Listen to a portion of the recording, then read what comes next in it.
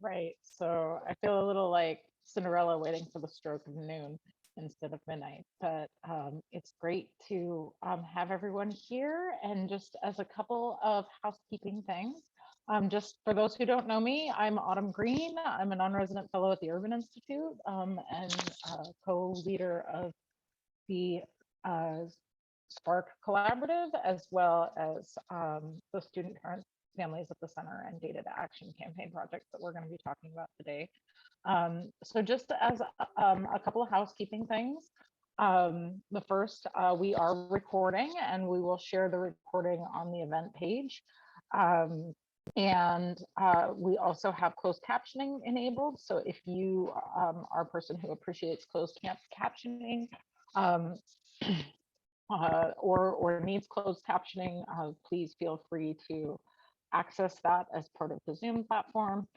If you need any help with that, please message us and let us know, and we'll be happy to help you with that. We have Ivy from the Urban Institute is helping, and if you see that there is urban events, I think you can send a message if you have any technical issues and need help with anything.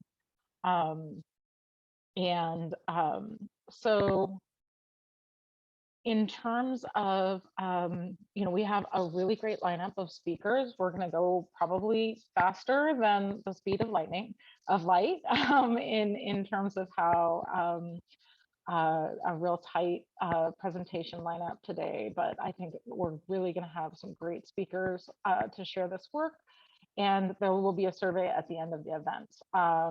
So if you can refer to the speaker bios, but we're gonna just start just as some framing. This first half an hour, we're gonna talk about the Student Parent Families at the Center framework and roadmap. And then in the next half an hour, we're gonna talk about the Data to Action campaign for pregnant or for parenting students. And then in the last half hour, we're going to talk about the Spark Collaborative and kind of moving forward with the next steps of this work. And so we're just going to start with a poll of who is in the room today. So you can see that there are a lot of different options and choices, and you can also check more than one box.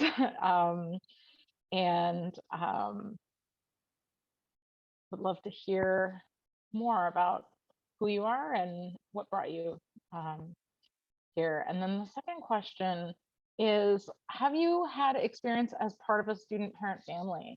So that could be being a parenting student yourself. It could also mean that your parent was a parenting student or a family member or a person you love who you consider part of your family. So really inclusively, I'm thinking about, one of the things that was a really interesting realization when we were working with the student parent families at the Center Leadership Council was that there were a lot of leadership council members who had been parenting students or who had experience as part of a student parent family who hadn't actually realized that until that moment. And so wanted to give an opportunity for people to identify if that is part of your lived experience, because experiential expertise is a very, very important and central component of this.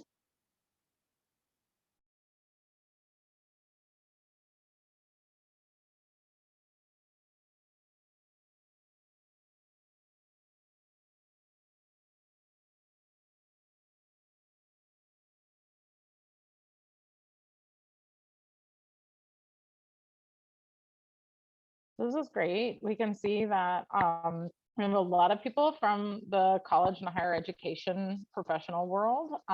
We have a lot of people from nonprofits. We also have a good number of students who are current or former parenting students. Interestingly, the national number of undergraduate parent or students who claim a dependent child on their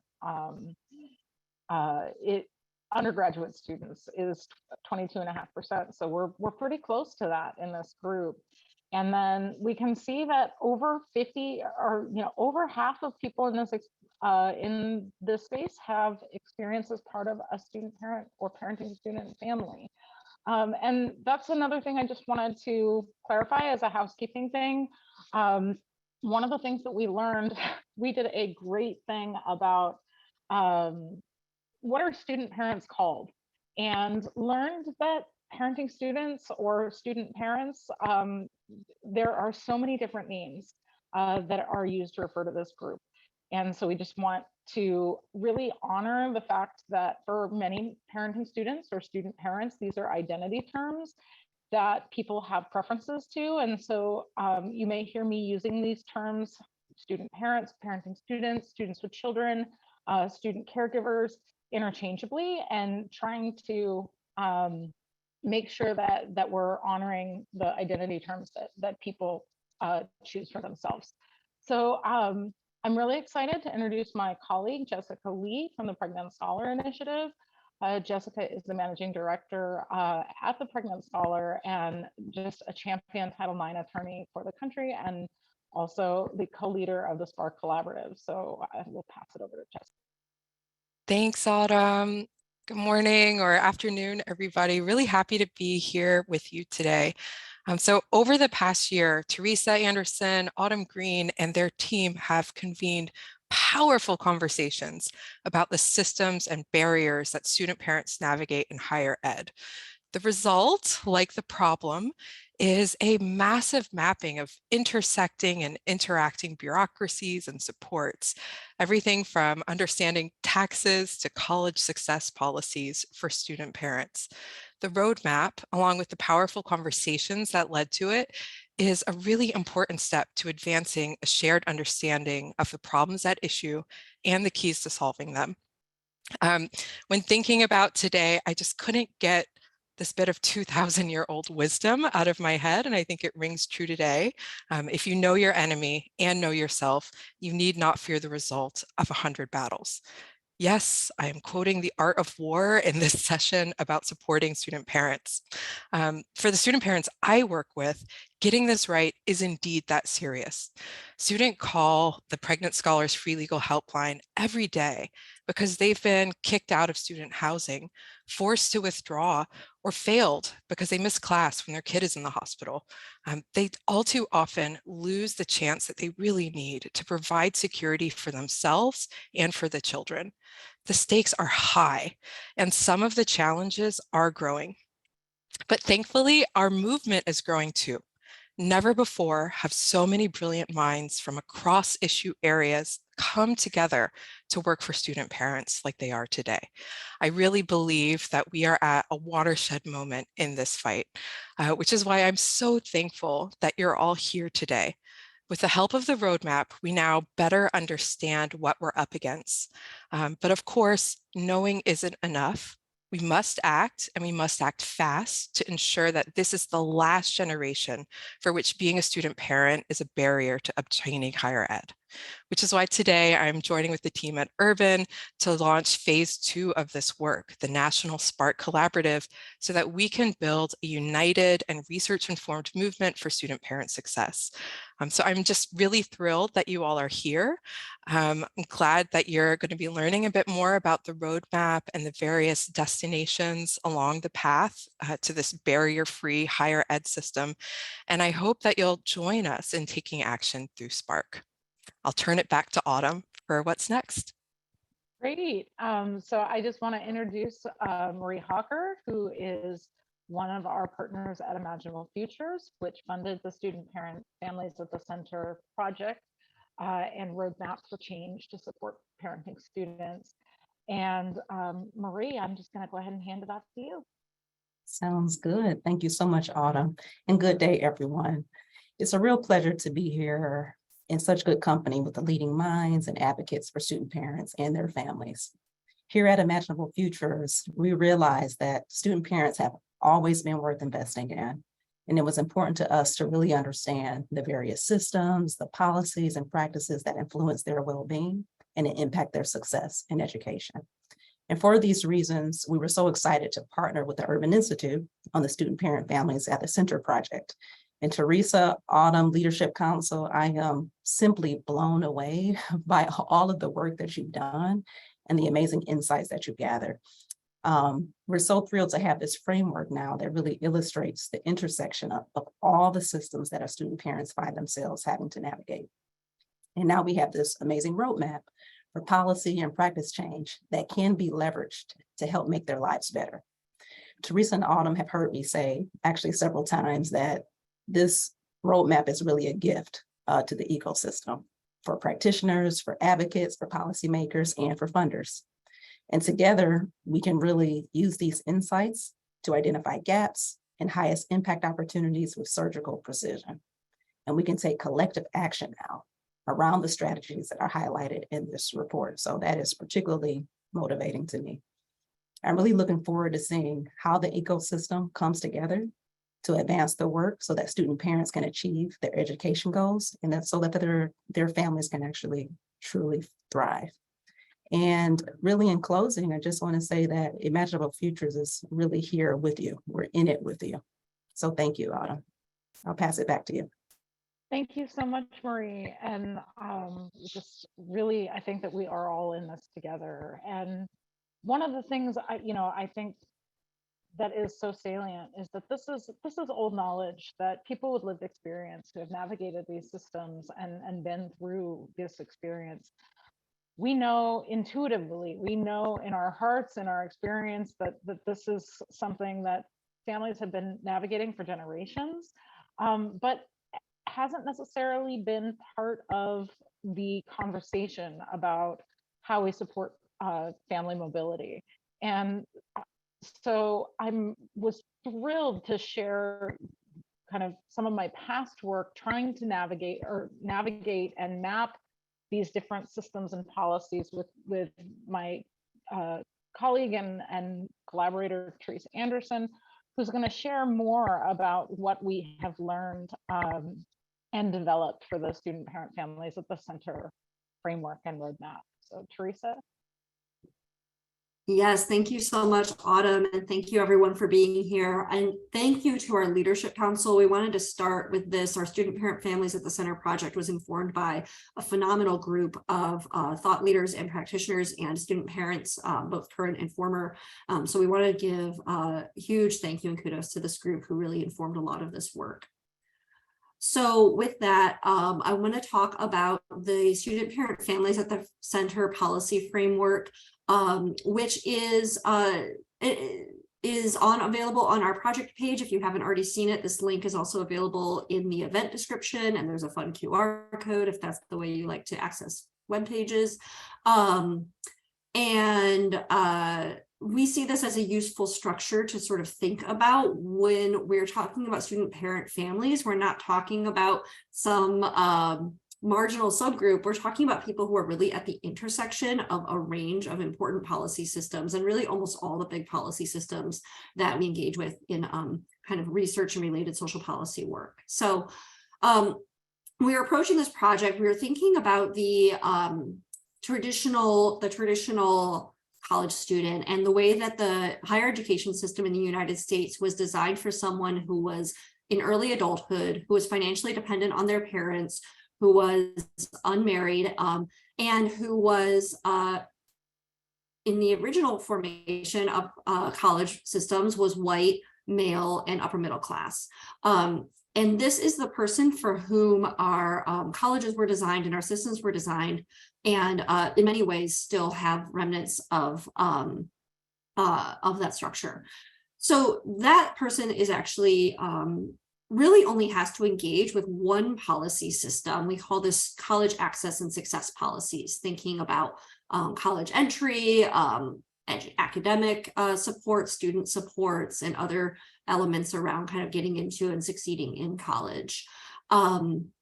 But this traditional college student, quote unquote, is a diminishing share and a diminishing minority of a higher education population. And today's college student, which has been the term flag, is much more diverse and much more likely to have other responsibilities in their lives. And especially, as we talked about, Autumn cited the 22.5% number.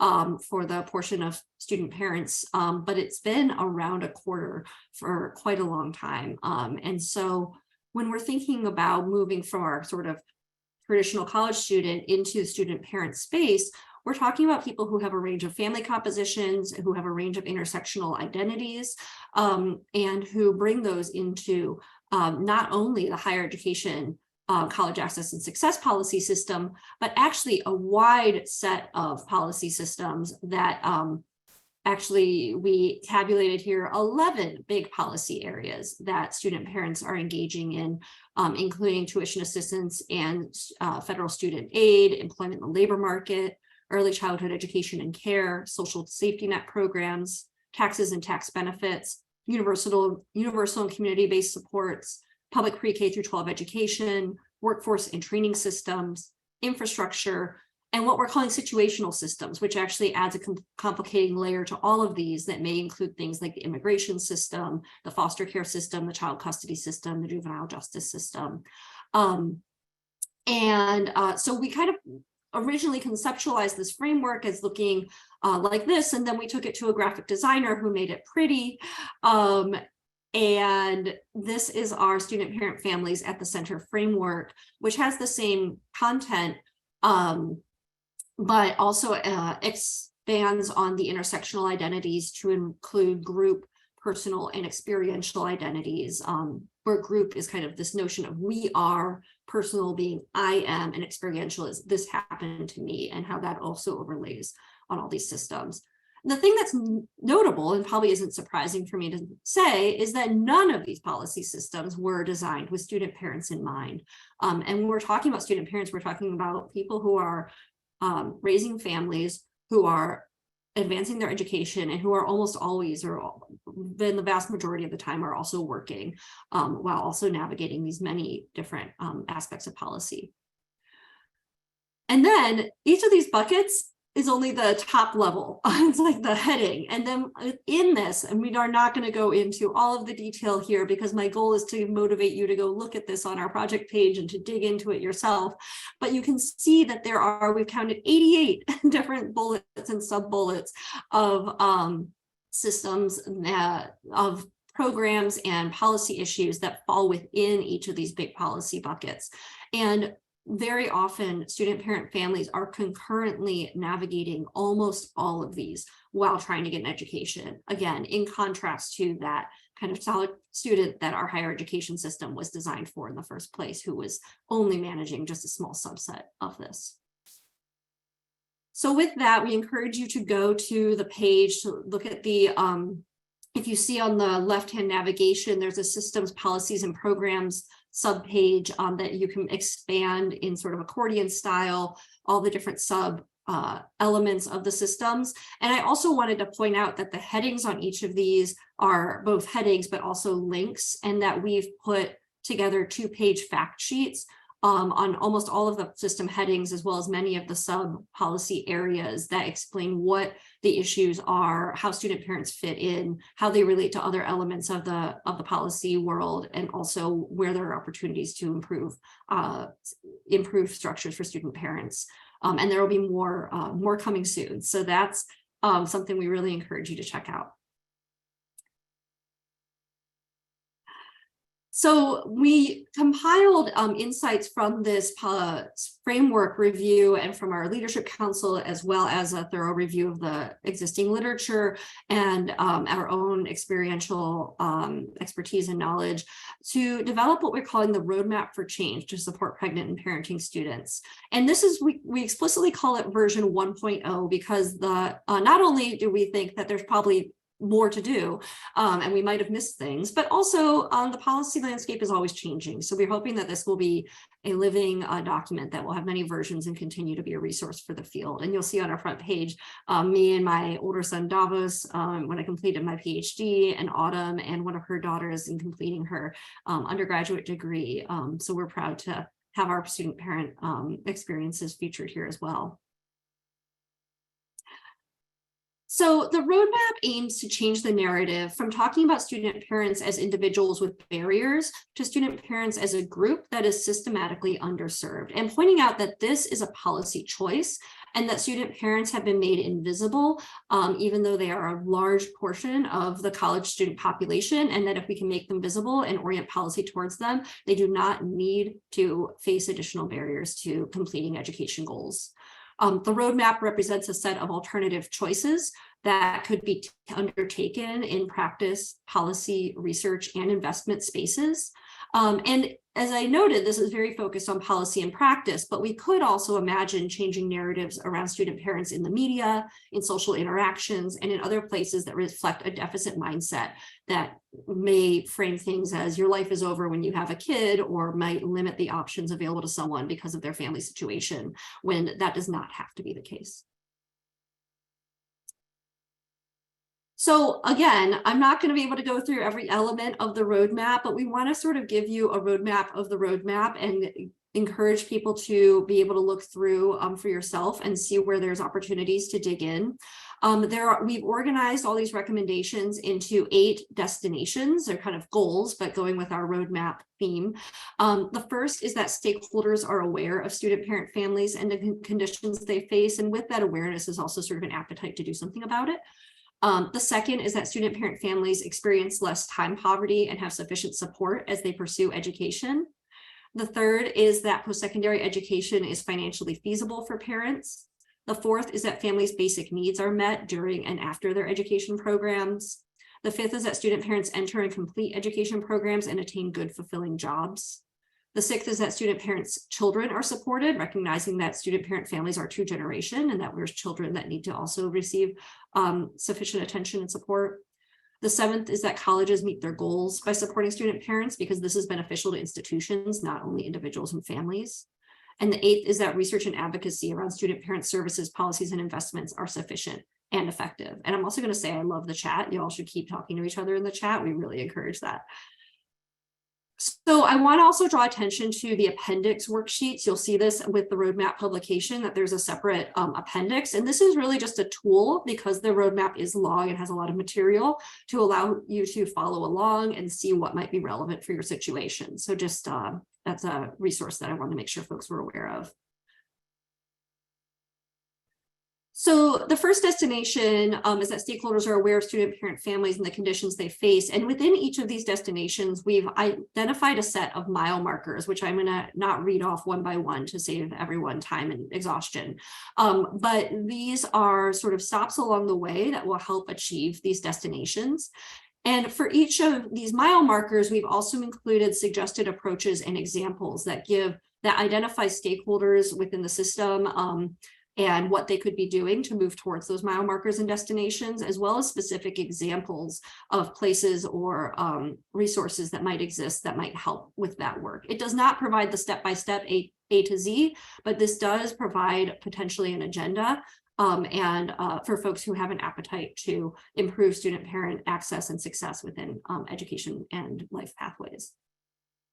So you'll see here for destination 2, we have a set of mile markers that support reducing that time poverty that occurs with as part of role strain, as students are trying to bounce around among the many systems and policies that I already laid out in the framework, and different strategies that could help them be able to not have to be as strained in that process. The third is around making post-secondary education financially feasible. Of course, this is a big issue more broadly in policy discussions. Student parents face particularly acute challenges to being able to afford higher education, both because of structures of financial aid policies, as well as awareness of the resources that might exist, and just the fact that there are not enough resources available to support students who have families, especially if they may not be first-time full-time students, which is sometimes the requirement for certain kinds of support. The fourth is that families' basic needs are met, as I mentioned before, and this includes thinking about income, food, housing, health, mental health and well-being, transportation, and technology, which is, has become apparent in the wake of the pandemic, is a basic need to be able to succeed in education. For the fifth here, thinking about completing programs and attaining jobs relates both with helping the students themselves envision what that path can look like, but also working with employers and career pathway development, and holding college and programs accountable for ensuring that students are set up for success and have supportive places to advance to as they move along. And then with student parents, children, thinking about both childcare, campus support for children, and thinking about how to engage child-serving institutions, potentially including K-12 systems. Helping colleges meet their goals, including increasing enrollment, which we know is a major issue right now as we're facing a demographic cliff, as well as a post-pandemic reduction in enrollment. Thinking about equal education opportunities and attracting resources that provide supports. And finally, coordinating among research and advocacy efforts in the field and thinking about what that can look like, which is a large portion of the SPARK collaborative effort. So with that, I know that we have some wonderful speakers who are coming next, so I will pass the baton back to Autumn. So I'm thrilled to introduce Kimberly Salazar and Cordero Holmes, who are part of our student parents at the student parent families at the Center Leadership Council. Cordero is a student father at Arizona State University, majoring in public policy, and has been very, very engaged.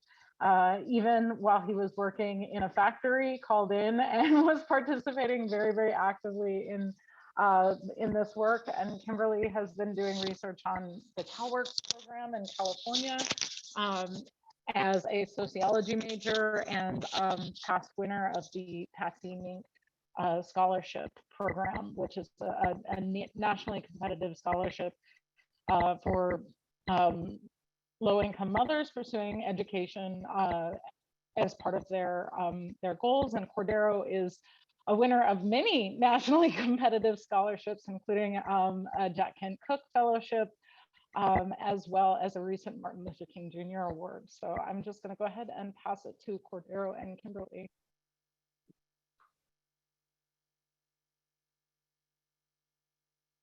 Thank you, Autumn. Before I begin, I want to thank you, Teresa, the Urban Institute, Autumn, for allowing us the opportunity to share our thoughts and be involved with the creation of this framework and roadmap.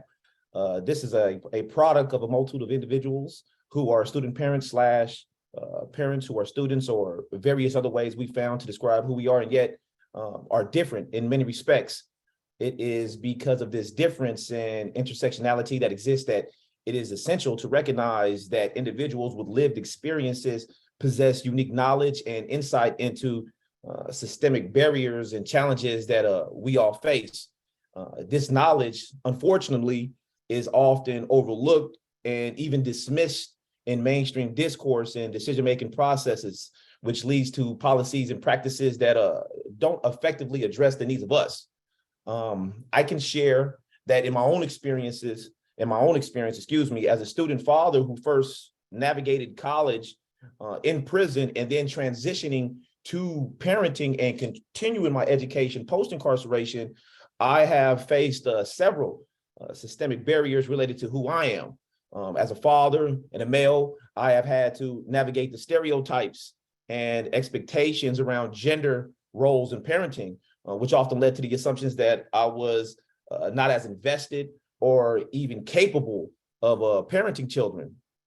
In addition, I have also navigated the extra steps to having a felony on my record, and which often leads to like limited job opportunities and difficulties with financial aid and other forms of support.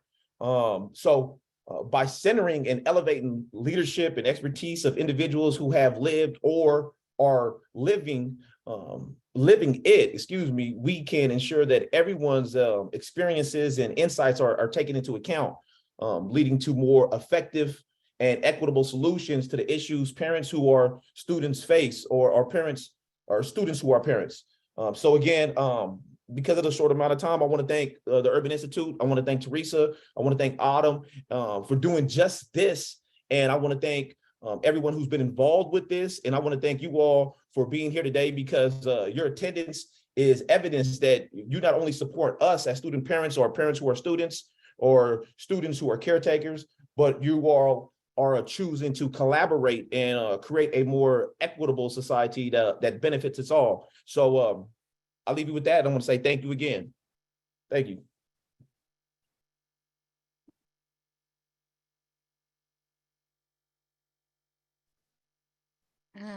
So thank you, Cordero. And as he powerfully stated, I too would like to thank Autumn and Teresa, as well as the Urban Institute, for allowing student parents the opportunity to truly be partners and centered in the creation of this framework and roadmap.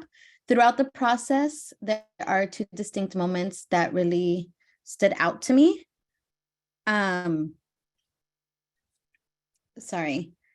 That really stood out to me. And the first was the second I laid my eyes on the framework, I felt truly seen. I've joked with Teresa that becoming a mother meant becoming a project manager, as I was constantly juggling a myriad of tasks and responsibilities in order to survive my role as a student parent at UC Berkeley, my role as a single parent, my role as a playdate coordinator, as a CalWorks recipient, as a community member, and as a chauffeur to a 5-year-old.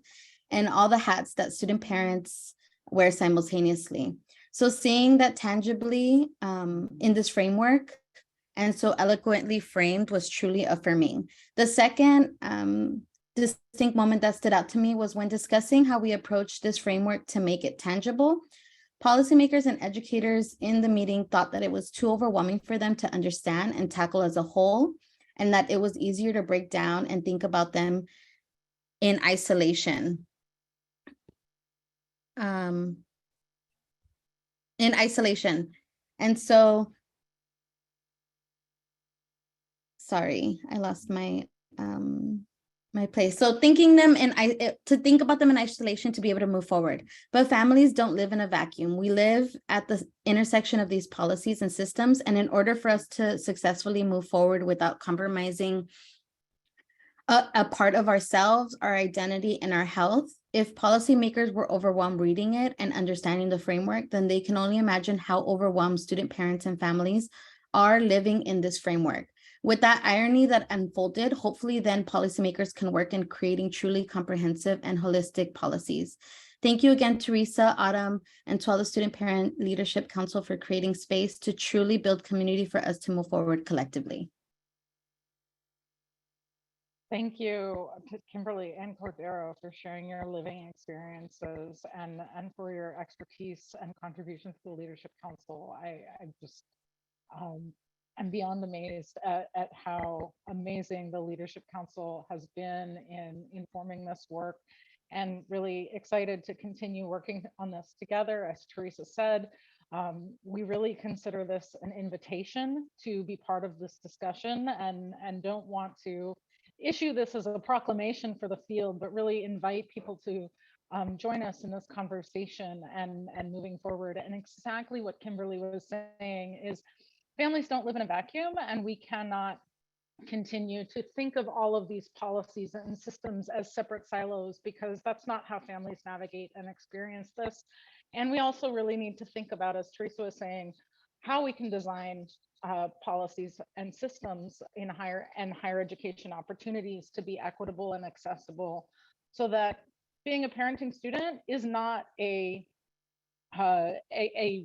fated destiny anymore, where everyone has an equal opportunity or an equitable opportunity to pursue whatever their educational goals are. And with that, I'm going to pass it over to Teresa, who's going to be leading us through the conversation about the Data to Action campaign as one of the first steps, of really foundational steps of what the work that needs to be done. Thank you, Autumn. Thank you, Cordero and Kimberly. Thank you, everybody, for your support of this. We are so enthusiastic, and we're glad to see the enthusiasm reflected here. One of the first and foremost items on our large policy to-do list, as we're looking at the roadmap, is thinking about how to understand the experiences and characteristics of parenting students and their families. And We had already begun to work with ECMC Foundation on the Data to Action campaign for parenting students, and it's just a perfect place to sort of put a pillar in the ground around moving this work forward. And so we're really excited. We just put up the webpage yesterday, so here's the URL for it. There's again a fun QR code if that's what you like. And so we're going to have Amber Angel from ECMC Foundation, who is not only supporting this work as our project officer, but comes to this work with a depth of experience in this area, to share a little bit about what motivated her in thinking about supporting the Data to Action campaign. And then we will have Nathan share insights from a policy brief that will be released in the coming week or so. And we will have some responses from our student parent partners from there. So with that, I will hand the baton to Amber. Thanks, Teresa. Hi, everyone. I'm Amber Angel, a program officer with ECMC Foundation. We are a national foundation based in Los Angeles, focused on post-secondary persistence and completion for underserved students. I work within our Single Mother Student Success Initiative, where we're focused on increasing certificate and degree attainment to 25% within 6 years of enrollment for single mothers in higher ed. I was also a single mother student, taking 8 years to receive my bachelor's degree, stopping out for only 1 semester while pregnant. And so I come to this work really passionate. In the Data to Action brief, it calls out, I was able to preview it, and it calls out student parents as new majority versus non-traditional. And it really struck me about how the power of language and data can really shape narrative, and the power of language, power of stories, and our power in numbers. So really quickly, 5.4 million student parents, 3.6 million of those who have children under the age of 12. And I'm really not here to spew off those numbers that are going to be hard to remember, but rather, you can read them yourself in the Data to Action brief. Go check out that website from the Urban Institute. But I'm really here to kind of ponder and ask why, if 1 in 5 students are parents, why did I feel like I was the only one on campus? For me, data equals representation, and representation equals resources, with implications on funding, design, and implementation of policies and practices that really target parenting students. I'm here today quite literally in front of you, even in this space in my life, because I attended a community college that had resources. Los Angeles Valley College actually had a family resource center on campus and an on-campus childcare center that I sent my daughters until they were 13 years old. They had supports for me that were backed by data for both me and my children. And because of that, I was able to go from a high school dropout to a college graduate, to an Ascend parent advisor, to an adjunct instructor, and now gratefully a program officer. ECMC Foundation has been honored to partner with the Urban Institute to invest in their Data to Action for Single Mothers project that's driving data solutions and strategies. I went from a fan to now getting to work hand in hand with them and support the grind and the work that you're seeing here today, because representation really matters and data matters to represent us. So thank you. Thank you so much, Amber. We're honored to be able to work with you, and we have such a great respect and appreciation for your lived experience, for your professional experience, and for your leadership. So thank you. So I am going to, and when I was doing my quick overview, I didn't mention that we are really thrilled that Marian DeMario from Monroe Community College will be able to give us a few minutes to frame this issue around why student parent data matters and what it can mean in an institutional and broader policy context. So I'm going to pass the mic over to Marianne. Hello, everyone. Thank you so much for being here today. I'm recognizing a lot of names in the chat and seeing a lot of new names that I'm not familiar with. And I'm really touched at the interest in what the Urban Institute is doing. And as you can see, they've really put a lot of thought into this, and they're really trying to maximize what colleges can do to support student parents. I am a specialist in the Institutional Research Office at Monroe Community College in Rochester, New York. I've been there for 17 years. And as I was listening to everybody talk, I was thinking, how interesting would it be if colleges didn't collect data on, say, their students' ages? And so faculty and staff members were walking around thinking, oh, we guess we have a few students here who are non-traditional age college students, but it's just a few of them. They probably have, other things on their plate, but they'll be able to handle it.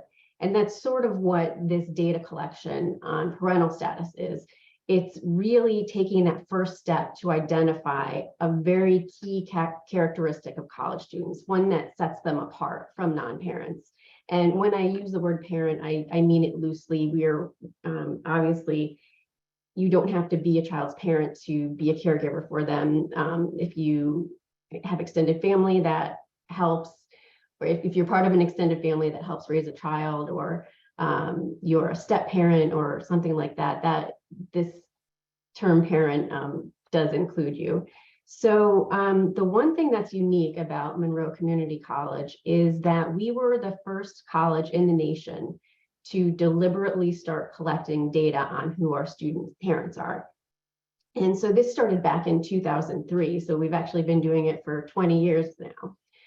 What happened was that we have 2 campuses, and on one of our campuses, we have a child care center, and the director of the institutional research office at that time said, if our child care center ever wants to apply for a grant, we should probably know which of our students are parents. And she had a lot of equity built into her job, and she talked to administration and convinced them that we should ask questions about marital and parental status every semester.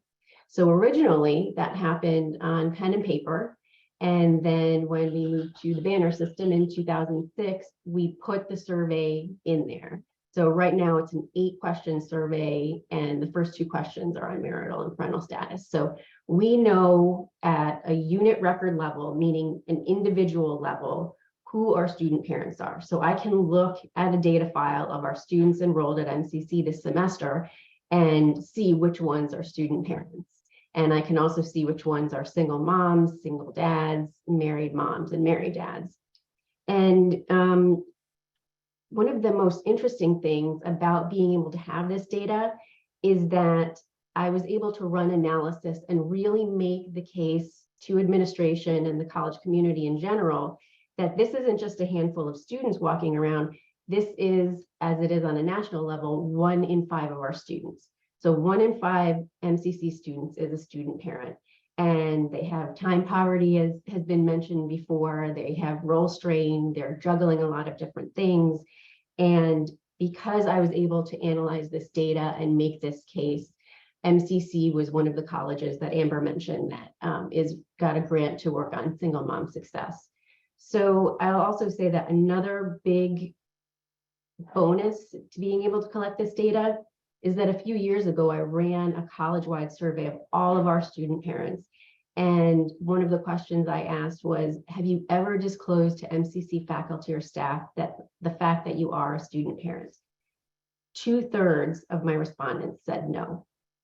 So that gets at other issues about students not feeling comfortable coming forward and disclosing to faculty members or staff members the fact that they are balancing all of these different things. So the onus is on us at the college to make sure that we pick that up and that we are able to do that and advocate for these students and make sure that they're seen and they're heard. And when you can do that, you really change the whole paradigm. You really give them a voice and let administration see them and let people outside your college community see them. If anyone has any questions, you should have my email. If you don't, I will, you can look me up. I'm at Monroe Community College. But thank you so much for your time, and thank you so much for being here today.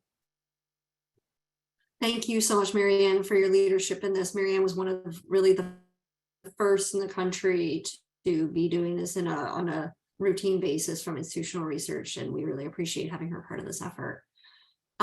So with that, I'm going to transition to Nathan Sick, who's going to share insights from a forthcoming brief that will be out in the next week. we are pushing to get it out by today, but it will be out very shortly after today, called Considerations for Post-Secondary Data on Student Parenting Status. And this was really a review of current practice, literature, and insights around what can be done around understanding student parents within a higher education context. So I'm going to pass this to Nathan. Thank you. Thank you so much, Teresa. And I also wanted to thank everybody else who's here presenting and who helped put this together, for sharing your own personal stories and also for contributing to this really exciting and valuable conversation. So as Teresa mentioned, my name is Nathan Sick. I'm part of the Data to Action campaign, working with the Spark Collective. And I'm going to be talking a little bit about a brief that we have, a policy brief that's going to be coming out in the next week or so, that's looking at and really diving into the definitions used for allowing parenting students the opportunity to identify themselves. So data-related definitions that might be used in the future for collecting student parent status.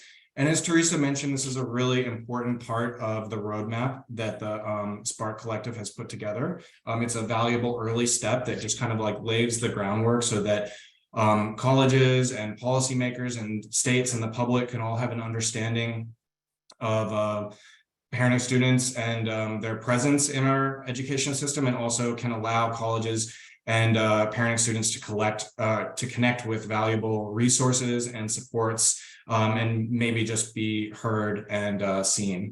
So I'm gonna kind of skip over this slide in the name of time, because I think Marianne gave a really good introduction for why this is important, and Teresa did as well. But basically, there's a number of reasons why it might be good to have some sources of parenting student data, some instances where parenting students are able to identify themselves should they choose to.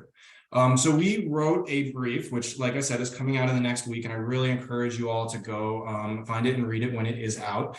But we firstly looked at what data sources are available to date. So what has been happening when it comes to data sources on parenting students, but also changes to state legislation that are occurring and that are going to be part of our Data to Action campaign.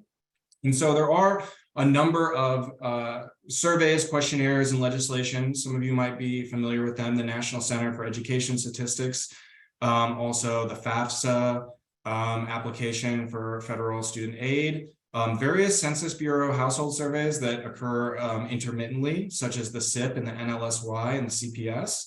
And also the College Equity Act of 2021, which was not passed, but which proposed a change whereby parenting student status would be collected at schools. But also there's some ongoing changes happening in state legislation, such as in Oregon and Illinois, where the collection of parenting student status has been mandated, at least on an annual basis going forward. Also, California, with their cradle to career legislation, has been discussing the possibility of collecting parenting student status going forward and incorporating that into their statewide data infrastructure.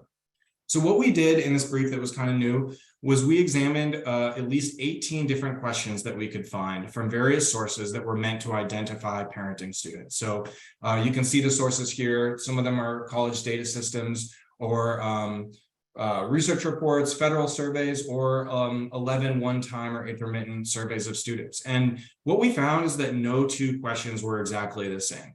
Some of them kind of had the same key overall substance, but none of the two questions exactly matched across the 18. So to this date, there hasn't really been a lot of consistency in how we allow parenting students to identify themselves. And as we go forward and think about laying the groundwork for future data infrastructure, for allowing parenting students to be better seen in college data, we want to think about what would make the most sense in terms of a definition to use. We were able to look at those 18 different definitions and break them down and think about what they were actually getting at. And it's surprising how much variation there is in what you consider to be a parenting student. So 5 of the definitions relied on the amount of time, for example, that a person cares for a child, such as using the words most or more than half of the time. 3 different words were used, at least, to describe what parents do for their children, whether it be support, being responsible for, or caring for their child. 2 definitions depended on the legal dependent status of the child relative to the parent. 5 definitions specified that the child must be under age 18 or a minor. Some of the definitions indicated that the parent and child must live in the same household. 3 definitions allowed for self-identification with no qualifications or criteria at all. And also 3 definitions included people who are pregnant or expectant. So those were intertwined together, being a parent and or being pregnant or expectant. So the definition really matters. These might seem like digging into semantics, but if you were to imagine like implementing one of these definitions at a nationwide scale and using it everywhere for how parenting students are allowed to identify themselves, then the definition would change the number of parenting students that you identify by potentially millions. So this is using a survey called the SIP. You can see that just adding a few of these criteria that I discussed on the prior slides could reduce the number of parenting students you identified by 13%, which is 800,000 individuals. And that's not even all of the criteria. So an overly restricted definition would still leave a lot of parenting students unseen. So our current definition is one that we're proposing in the brief. It is very highly inclusive because, again, we would like to allow the maximum number of parenting students to at least have the opportunity to be seen in administrative data or other data. So this is our definition. A parenting student is someone who is enrolled in any level of education or training and is concurrently responsible for, or imminently will be responsible for, providing for a child of any age. They may be biological parents, step parents, adoptive parents, foster parents, unmarried partners in a relationship, grandparents, extended family, or siblings. So it's a very inclusive definition. And this is not to say that this is what a question would necessarily look like in a data system, but this is what we think is the most open and inclusive definition to start with for who is a parenting student. And it recognizes that there are a lot of different life situations that folks could be in. We also recognize that there are other cross-sectional statuses that aren't typically collected right now for students, but that would probably be important to understand the full parenting student experience and to help parents be connected with the supports and the resources that might help them through their educational journey. So those include pregnancy or expectancy status, the number of children that an individual has or is caring for, the ages of the children that they're caring for, and also the relationship or partnership status, which we want to acknowledge can be complicated, fluid, and personal. But still, it can be important to acknowledge that some individuals are solo parenting, single parenting, or alone parenting, and they may have more responsibilities on their own plate because of that. We have some sample questions that appear in the appendix of the brief. I'm not going to go too in depth into this right now, but these are just some possibilities of how you might collect this information in an administrative setting or in a data setting that has the minimum amount of burden possible. So we wanted to think about how to combine certain questions together so that you can understand, for example, both the number and the ages of an individual's children at the same time without needing to add a whole bunch of different questions. But I'm going to move on right now and encourage you to go take a look at the brief when it is available and to dig into some of these findings and read them for yourself. But I want to thank everybody, and I'm going to pass it back to Teresa. Great, thank you. And we've gotten several questions about it. The slides will be shared. We definitely will share the slides as well as the recording from the session. And also everyone on here will be on our mailing list unless you tell us otherwise, so that you can receive updates, including this brief when it's released.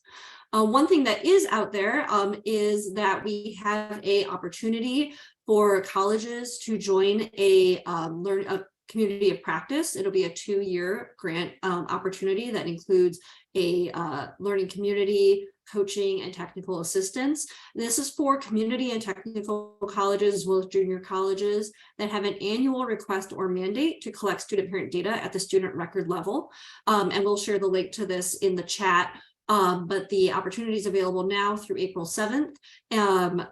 Examples of colleges that would be eligible for this include colleges in Illinois, in Oregon, and community colleges in California, but others might also be eligible. And there's also a grant for multi institution, college system, or district, which could put in their own requirement about student parent data collection and then magically be eligible for the grant and be able to support that work. But the idea of this grant is to be able to learn from the trailblazing colleges that are putting this into practice, putting student parent data collection into practice, so that we can inform the field as hopefully we can make student parent data collection a more common way of doing business for colleges. So all that said, I will gladly introduce Heather and Maria. Heather Willoughby and Maria Williamson Ramirez are some of our student parent partners in this work, and they are thoughtful, wonderful people who I'm very excited to give their responses to this Data to Action campaign opportunity. Absolutely. Thank you so much, Teresa, for the introduction, and I'm happy to be here. I want to allow for my co-panelist, Heather, to introduce herself first, if she's ready to do that. Hi, I'm Heather Willoughby. I come from UC Santa Cruz. I work in the STARS department, the Transfer and Reentry department, and I am a former student at UCSC as well. I came there as a solo parent with my 2-year-old child to finish my biology degree. And I'm Maria Williamson Ramirez. I am Director of Equity Initiatives at NYU Steinhardt, also a current and former parenting student. And I'm also a current doctoral student in the Sociology of Education program at NYU, where I am studying Black women with children in higher education. So Heather, I have a lot of thoughts about intersectionality and racial and social justice as it pertains to this data collection. I'm just going to share a few of those thoughts first. I know we have limited time, but I also wanted to mention to everyone here, I use she, her pronouns. I'm currently joining from unceded Lenni Lenape land, which is also known as New York City. And I am a Black woman with 2 children, and I've been at several different institution types, both the community college, private and public, undergraduate institutions, and private institutions for my graduate studies. And so I have this lived experience of being invisible at all these different places. And so my point today is really how we can be more specific in our data collection to really understand the full experience of the most vulnerable of our student parents. I'm grateful to the Urban Institute, our fearless leaders, everyone here today, and my ancestors for allowing for all of us to gather and have this conversation. When we ask for this data, I think it's incredibly important for us to be mindful of what we're asking. Are we being specific enough? We are aware that intersectional identities of BIPOC women, folks with certain socioeconomic statuses, caregiving status, all that, play together with their experiences in higher education, but they're also connected to larger issues of the feminization of poverty, the racial wealth gap, opportunity gaps that are really limiting women, particularly Black and Indigenous and Latinx and other women, from starting businesses, owning homes, being economically self-sufficient, even with their college degrees. How much debt are they accumulating, right, when they graduate? And so I think that currently, our policies and our higher education institutions are widening these gaps because we don't know who they are. We don't know specifically their experiences. So while it's important to start gathering data on student parents in general, we still need to look at these intersectional identities so that we can begin dismantling this oppressive system as we have it and start building something better for all of us. And it's not just with education, it's with their whole lives, right? We deserve not just to survive, but to thrive. So those are my comments on this. Incredibly grateful for all the work that we've done together, for all the panelists here with me today, and I'll turn it over to Heather for her comments. Thank you, Maria. Yeah, all of that and more. I feel like what you don't know, you can address, right? So for me, I didn't realize that there was such a thing as a benefits cliff until I fell into it, I didn't know that there were students that were living in dorms that couldn't see their kids because, they had custody arrangements that were not going to let them to see their kids and bring them to a dorm, there was so many things that I didn't realize, even though I thought I knew what was going on as a student parent, until I started hearing other people's stories, whether they were in system impacted, whether they were veterans, whether they were coming, they were formerly foster youth, you know, so many different intersections of identities create really dynamic situations for everybody. And it's so important that we address them all. And I'm not sure where we are in time. So I'm gonna just step back for a second and let this go forward. Thank you so much, Maria and Heather. And I think that your comments have been, it's really getting to the heart of the fact that student parent families are not a monolith, are intersectional, and are very highly capable of succeeding in their goals. And if we can understand more about who they are and what kinds of systems they may be kind of concurrently navigating and juggling, then we can make that whole experience more equitable and more accessible to folks who are already in systems, but also to folks who may not think that systems are available to them.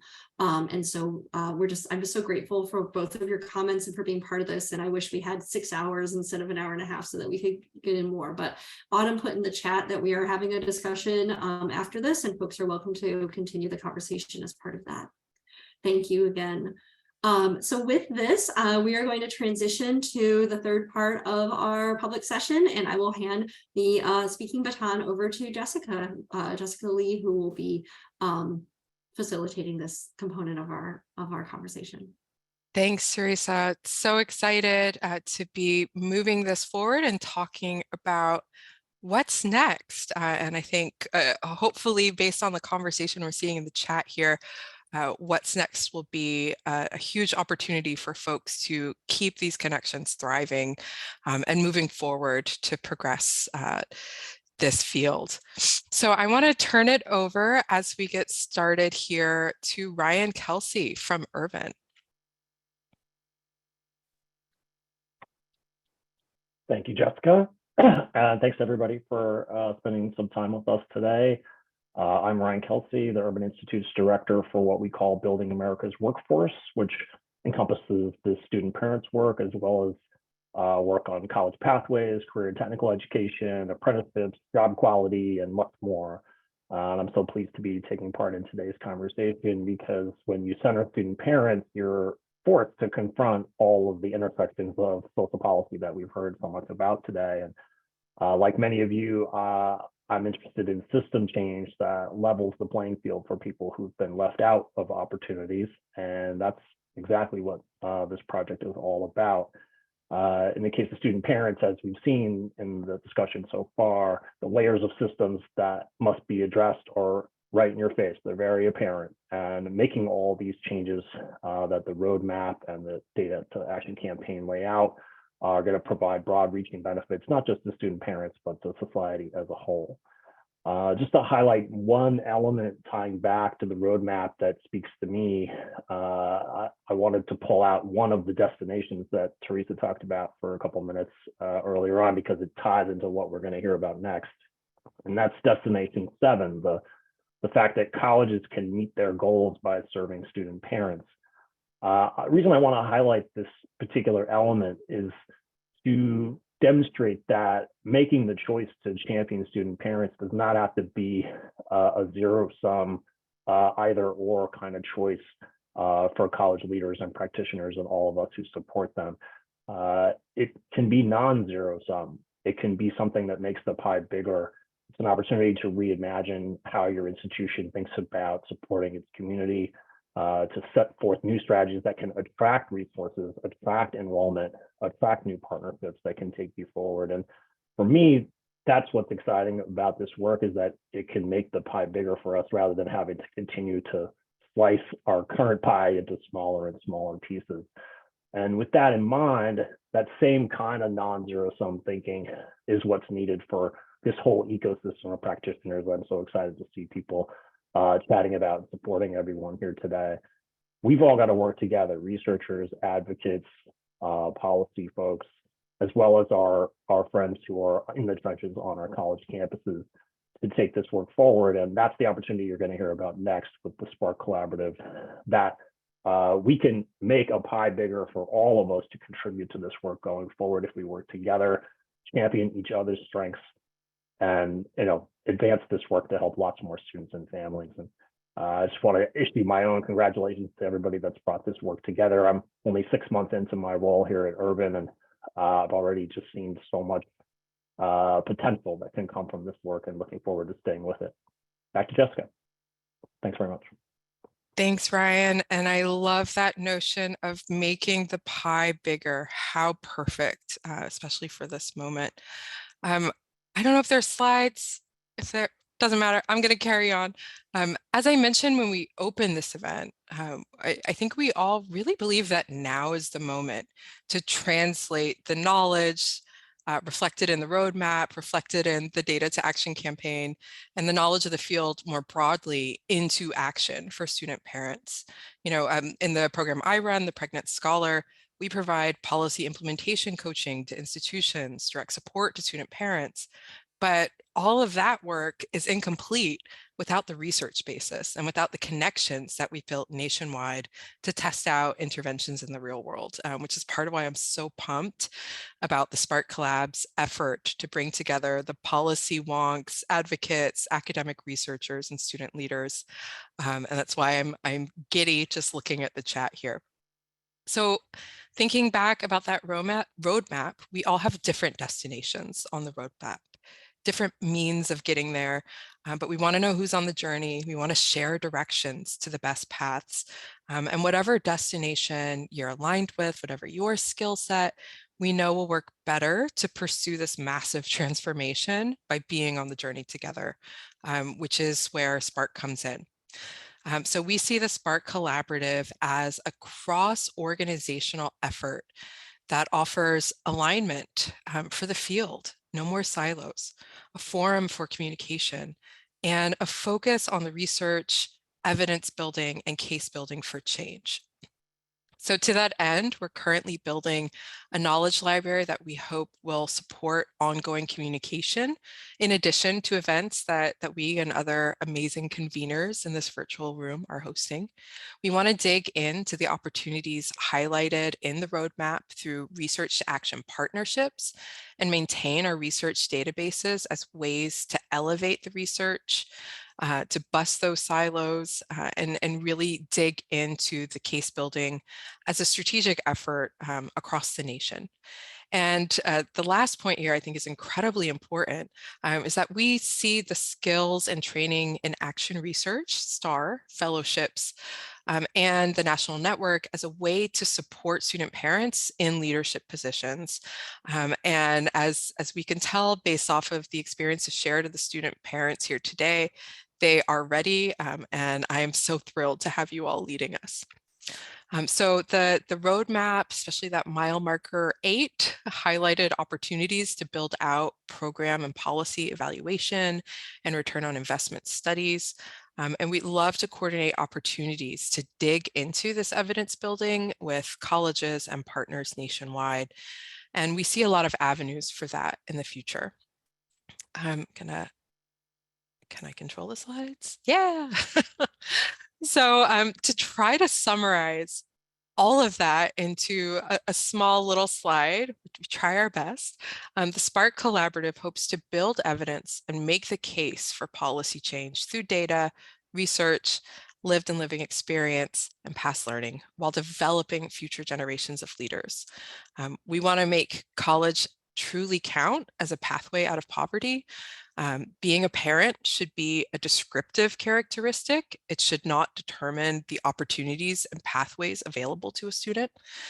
We want to develop and promote a shared agenda based on the roadmap, and then support this continuous momentum through feedback, learning activities, collaboration and action at all levels. And we keep hitting on that word, collaboration. The way we do it is collaborative, which is critical to ensuring our effectiveness and the integrity of our work. So now I'm going to turn it over to Autumn to talk about the values that we're sketching out about how we want to do this work. Autumn? Yeah, so, the first thing, and just to echo what Jessica was just saying, really this piece about we are moving towards collaborative approaches, that we know that collective impact and collaborative capacity have the ability to make change where we can't do it alone, and that when we align and are in communication with each other and working towards a shared agenda and a shared set of goals, that we can change things much more monumentally and across the board more quickly. And thinking about, you know, one of the things that when I talk to parenting students, it's like, we can't wait for more, you know, endless generations for change. Our kids are growing up fast. I already have a 4-year-old granddaughter, and you know, we talk about, you know, that we need to see this really happening in tangible ways, that we're not waiting decades to see change, that when we work together in collaboration and in collectivity, we really do have the power to make impactful change in a different kind of way. Another thing, you know, just remembering that not only are we centering family perspectives and family experiences, but really putting families first in driving insight and change. That current and recent pregnant and parenting students in the work that we're envisioning should really be leading the strategic directions of this work in a way that, as a parenting student alum myself, sometimes people say, oh yeah, you're the leader, but it doesn't actually feel like you're the leader, or that so we really want that to be a meaningful leadership role, and thinking about how to really make sure that we're elevating people with lived experience into key decision-making and leadership roles, and advising the directions of this work. Really respecting, again, as I was saying earlier, how families define themselves with regards to parenting, caregiving, partnership, and membership. To us, family is defined by love and self-definition, and recognizing that families are complicated and have many different intergenerational compositions, that families sometimes live in extended households, that people are caregiving for extended family members, nieces, nephews, cousins, grandchildren, and other children that are part of their families, but not always recognized as parental caregivers, or caregivers performing kind of a key caregiving role for the children, and really just respecting the inclusivity of all parenting students and their families, and welcoming them to this space, and also creating spaces and opportunities for kids and multiple generations to be involved in this work, so that it doesn't have to be just like another boring webinar all the time, but sometimes can be a fun way for whole families to engage, including kids. Promoting support and strings, or promoting support without strings attached, is just such an important thing that often, you know, it's like, what's the catch? You know, this sounds great. What's the catch? Really trying to make sure that there's not a catch, making sure that we're thinking about inclusivity, and creating opportunities for people that don't come with a insurmountable barrier or cost, or kind of ticket to invitation, really taking a big tent approach, that we want to really create an inclusive space that everyone can be involved and engaged and invited, and also making sure that everyone, not regardless or in spite of, but because of their intersectional identities, brings really important perspective to the table. And we want to make sure that everyone can be included, and doesn't have any kind of barriers to inclusion and participation. And so that's one of the things too, that when we're thinking about, you know, are we doing this in a virtual space? Are we doing this in a hybrid space? Are we creating opportunities for parenting students and their children to actually come? Where are we meeting? Is it a child-friendly event? You know, all of these things can create barriers. And so really thinking about how to really be inclusive and promote support without strings, caveats, and barriers attached. Making sure to give credit where it's due. That, you know, one of the things that there's a wonderful movement called Cite Black Women. And I've noticed that many parenting students are women of color, and scholars that have done this work. and other marginalized scholars that are not always cited for their work. But just making sure that, giving credit where it's due. If somebody has an idea that helped inspire something, it's great to share, but also it's great to give them some acknowledgement and an encouragement that helps to build the field, because when we get credit for the work that we have contributed, it allows us to continue to invest in our careers in that direction and be engaged and involved in this work. And then anchoring the work in data, research, lived experience, lived expertise, and past learning, so that we are really using the scientific method and the academic process to engage and move forward, rather than kind of constantly reinventing the wheel, that we are moving forward together to advance knowledge and advance change in meaningful ways. And I'm going to pass it over to Teresa. Thank you so much, Autumn, and thank you so much for the enthusiasm we're hearing in the chat. And so this seems like a good time to say, how can you get involved? So first of all, I'm just gonna give a verbal shout out for the Ohio State University Student Parent Success Symposium, which is the a long running conference that focuses particularly on student parent issues, that will be in Columbus, Ohio, May 10th through May 12th. And I think the link has been shared in the chat. We will be there. We're giving a pre-conference session on Wednesday, so make sure you go to that. But we will also have more opportunities coming in specifically related to the Spark Collaborative. We're really enthusiastic that the Spark Collaborative will give folks an opportunity to sort of be moving towards these destinations and mile markers together, but thinking of it not as like a giant, travel bus, but more like a convoy, where kind of people are sort of in coordination, but maybe kind of traveling their own paths, their own speeds, their own routes. And we're kind of working on designing what those routes look like. And we're thinking about some of that as being strands of the work. That's part of what we'll be discussing in the follow-up discussion session. There's one today and there's one on March 29th. And if there's high demand for a third, we can probably make that work.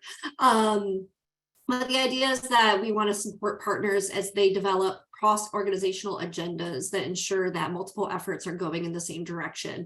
And sometimes there's and we might have even had on a slide here where we said, like, define an agenda, but really we want this to be multiple agendas where people are working towards student parent equity and equal opportunity and policy change in a way that is coordinated with your unique strengths and positionality and assets and resources and partnerships. And so that it doesn't have to be that everyone is doing the exact same thing, but that people are working in community with the things that you are pushing forward.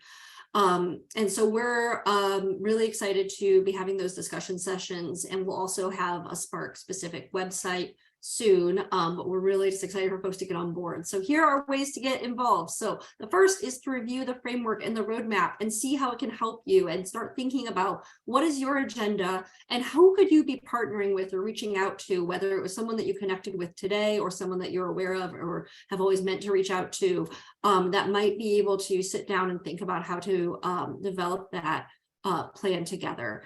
We've often been encouraging colleges to be thinking about human service organizational partnerships or partnerships with K-12 system or early childhood programs or childcare programs.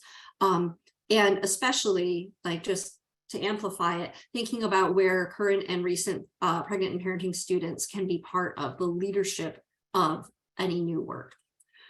You can indicate your interest in staying connected by filling out a little form, a Spark interest form. We have your contact information from being in the session, but you can also kind of fill out this little form so that we have a little more information about you. You'll note these little urbn.is are these kind of bit.ly short URLs, but that's a real URL for real. You can also register to join one of the discussions today or March 29th, as we've mentioned several times. We have an email address, studentparentframework@urban.org. You're also, of course, welcome to email us individually, but just trying to coordinate communications. And also just a quick plug that we are hiring a mid-level researcher role called a research associate, and I put the link to the job posting. If folks might be interested themselves or know someone who might be a good candidate to join our team as we're continuing to expand and build out capacity to support this work. So with that, I want to hand the mic back to Jessica, and we will have a little bit of time for Q&A at the end of this as well. Thanks, Teresa.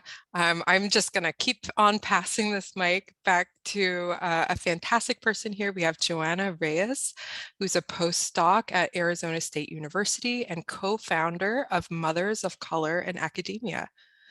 Joanna? Hi, thank you, Jessica. So before anything else, like the student parents before me, I want to thank Teresa and Autumn and the Urban Institute more broadly for the opportunity to participate in this leadership council. Autumn, you just gave a really great discussion about the values, and I don't think I'd ever heard you outline that in such a way, but I do want to assure you that that has come across in everything that we've been doing together as a leadership council. At every step of the way, you have shown your commitment to ensuring that parenting students have a voice and that our lived experiences and expertise are at the forefront of your recommendations. Your leadership is visionary, and it's a model that I hope more institutions will adopt. So kudos to you guys for that. When I joined this council in the fall of 2021, I was a single mother in the process of completing my PhD. At the time, my two kids and I were relying on food stamps, and we were on state-provided insurance. Attaining a terminal degree was supposed to be a pathway out of financial uncertainty for my family, but it meant living at the poverty line for half a dozen years in one of the most expensive cities in the United States that also happened to be halfway across the country from my family and support system. I'm a Chicana from a working class family. I started my educational journey at a community college, and I was the first in my family to attain a 4-year degree, let alone to pursue an advanced degree. For the duration of my doctoral studies, I cobbled together resources and navigated the rocky terrain of academia, where I faced inequity as a single parenting student. I was also a breastfeeding, single parenting student, so there was a lot of layers to that. I was invited into organizing labor by an incredible group of women, Nora Cisneros, Liana Hidalgo, Christine Vega, and Yvette Martinez-Vu, who shared a vision of a university that would allow its students to raise their dependents with dignity. As MOCA, we helped raise awareness of ways that the university failed to meet the needs of its parenting students, and we demanded change. After years of unpaid labor we undertook on top of our grueling doctoral work, we brought our message to not just our campus, but our whole university system, the state legislature, and now we're here at the national level. And if you had asked me 7 years ago, 8 years ago, if I imagined in my wildest dreams that parenting student advocacy would be receiving attention at the national level, I would have said, I really, really hope so. A huge win for our organizing efforts was the creation of a system-wide task force on parenting students. This had never been done before. In an early round of data collection, the researchers were surprised to discover this inverse relationship between parenting students' challenges and their optimism. So though we faced what seemed like insurmountable obstacles, parenting students consistently reported feeling optimistic about their job prospects. They felt hopeful about their future after graduation, and they held their degree in high value. When discussing these results, we had kind of like a debriefing after this round of data collection. And they kind of expressed this surprise. And I said, of course we are. Of course we're optimistic. We have to have faith that the sacrifices that we're making and that our families are making, that our kids are making, are worth it. We have hope. We have to have hope that our struggles are going to pave the way for our success. And it occurs to me that doing advocacy labor and parenting are really similar. You pour time, you pour effort and labor into an endeavor, and you may never really see the full fruits of that labor. We imagine a future that's better than the one that we're faced with, and we're laying the groundwork to make that future possible. We keep the faith and we keep hope that these efforts won't be in vain. So parenting students and former parenting students, we see you. Your struggles and your successes, they matter, and they're paving the way for change. The roadmap that's been painstakingly envisioned by this initiative is really remarkable. I can imagine, and I've heard that it can seem overwhelming when you're first stepping up to it and looking at it. But to parenting students, this reflects a daily reality. Our lives are so intertwined. The obstacles that we face are many, and it will take a systems approach to raise the bar. I hope it also reflects that there are so many opportunities to help parenting students. There's not one door to knock on, there are many. So administrators, lawmakers, provosts, I'm speaking to you. Your leadership in this area is crucial. I'm an art historian. My scholarship it involves the material culture of the colonial Spanish Empire, yet I'm sitting here and I'm doing this advocacy labor, and I've been doing this labor because parenting students are being grossly underserved. For all of the attendees, though, and we've seen this sort of split of the different people who were here, I hope that the takeaway message is that you have the power to create change for parenting students. The Spark Collaborative is a gift. This roadmap is a gift. You're being handed this roadmap that's going to allow you to make meaningful change for a growing population in the US, parenting students. So I'm just asking you guys, please run with it. Thank you.